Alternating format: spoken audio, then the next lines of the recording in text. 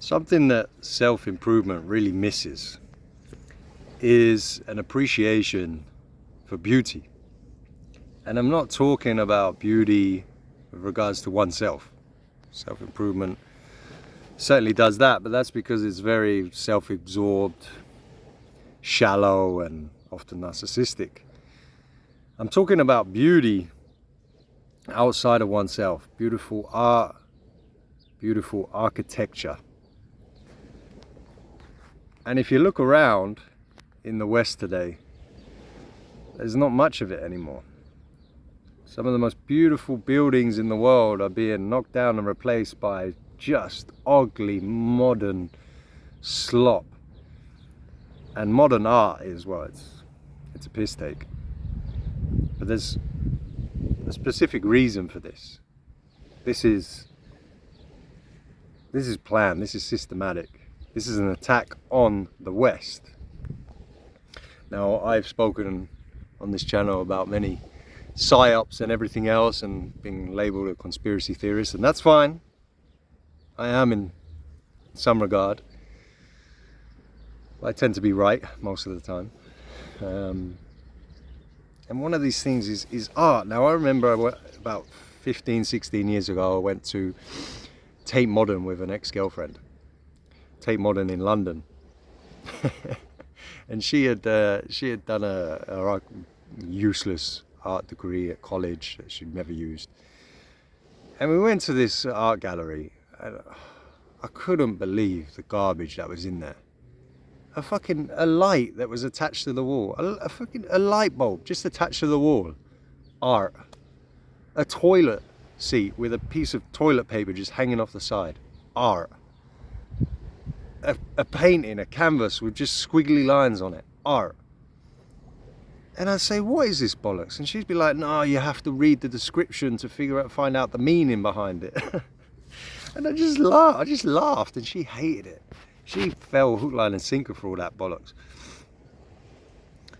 But it's done on purpose.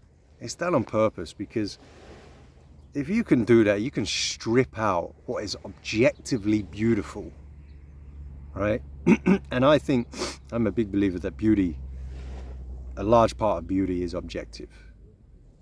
You know, beautiful art, beautiful architecture in nature and everything else. Nietzsche has a great line. He says, if you kill a cockroach, you're a hero. If you kill a butterfly, you're a villain. And that implies that nature is inherently, there is an objectivity to beauty. And I'm a believer in that. And if you can tear out that objective beauty, and then you can just replace it with absolute garbage and try to apply meaning to absolute nonsense. And that's essentially what's happened in the West. We've torn out the foundations. We've torn out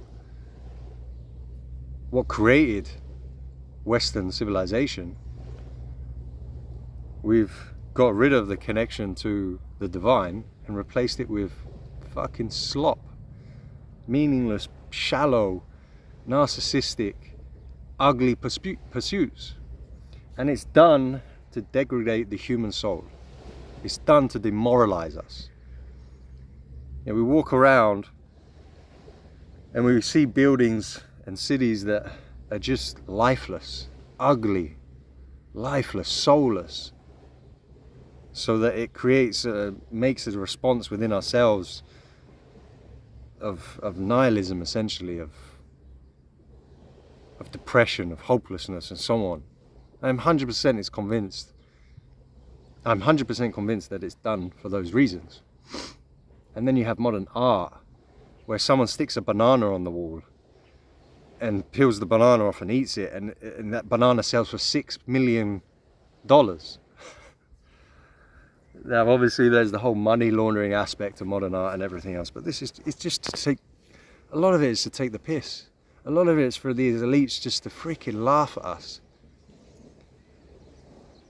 and demoralize us.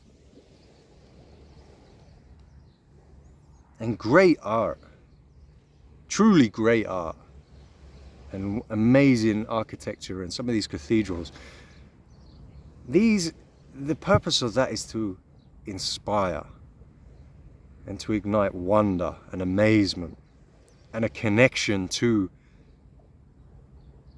not just to beauty, a connection to the divine, something higher, something greater than ourselves. That's what true beauty, true art really does. Connects you to something truly meaningful.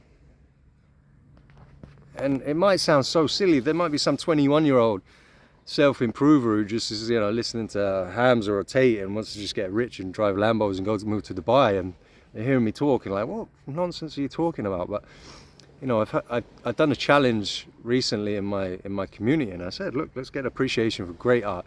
Post great classic pieces of art, architecture, or whatever it is, and let's try to create and foster that appreciation for true beauty again.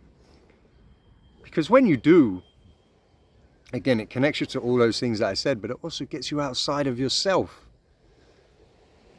Self-improvement, and so much of modern life is self-absorbed, and you're focused on you and yourself. And this is one of the reasons why it's become all about aesthetics. So much is about aesthetics and how you look, and people are taking steroids, and women are injecting, having Botox and liposuction and BBLs and everything, and they're in their 20s, and people, there's no beauty outside. There's no beauty outside of them. There's no external, and there's no appreciation for something higher. It's all become about themselves, so it goes overboard in that way.